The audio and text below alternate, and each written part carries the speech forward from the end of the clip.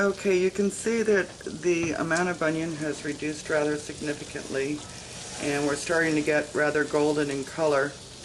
I'm still going to let it cook for a while and continue to scrape. You have to really start watching it close at this point because it can very easily get away from you. But this is the point at which I would add the garlic, and because I find this pre-minced garlic to be not very strong, or not as strong as regular, I put in a pretty big spoon of it, and I just throw that in, stir it up. If you want to, you could also put in some black pepper at this time. I love black pepper, so I'm going to do that.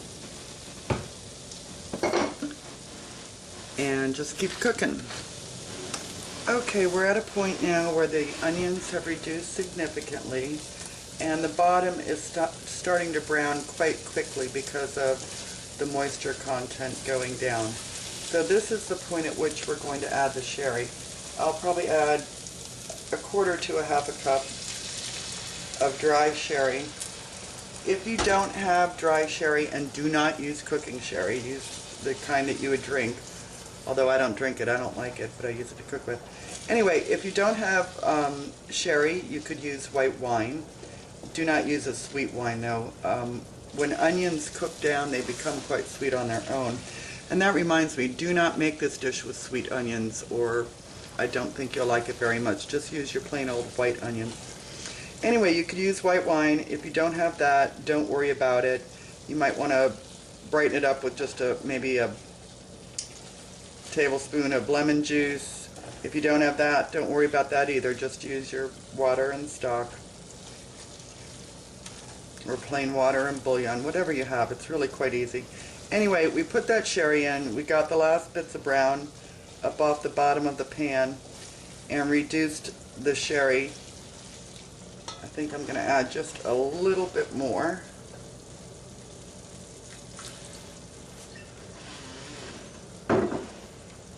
Anyway, you continue to cook it until that has basically evaporated pretty well. And if you want to, you can turn your heat up at this point because you're not risking scorching it any longer since you're adding the liquid. So I'm just going to let this cook off a bit. And see how thick this is?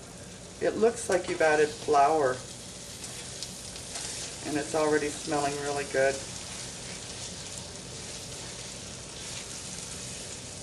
Alright, so now our sherry is pretty well cooked off. I'm going to add my onion stock that I made before. Like I said, you don't have to use onion stock. If you don't have it, just use plain water.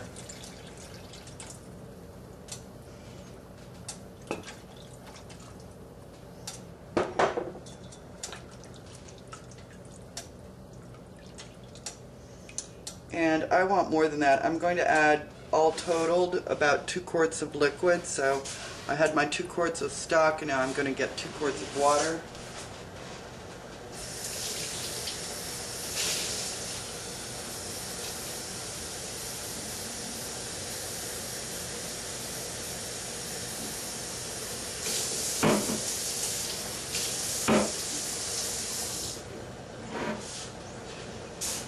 So for 4 people, you end up with, yeah, maybe that was too much water.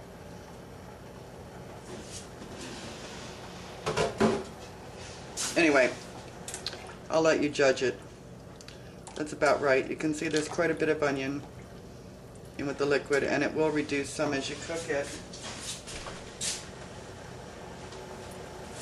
And so now we are going to add our bay leaves.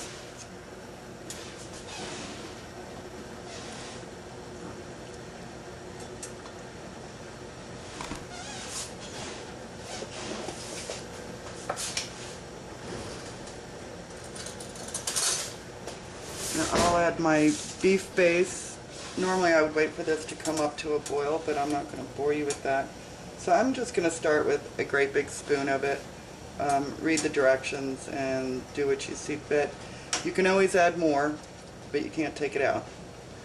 So I'm just going to continue cooking this You could probably get away with cooking it maybe just another 20 minutes, and then I'll show you how we dish it up from there.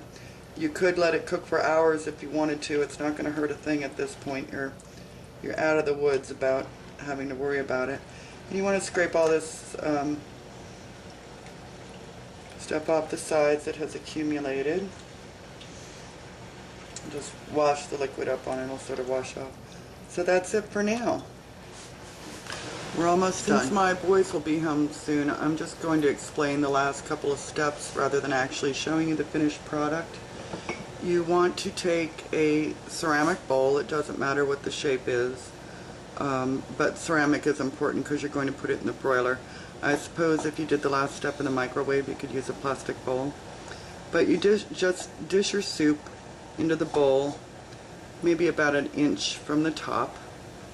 You take a piece of baguette or Italian bread, whatever kind of bread you want, and it's best to use either stale bread, or if you don't have stale bread, then toast it.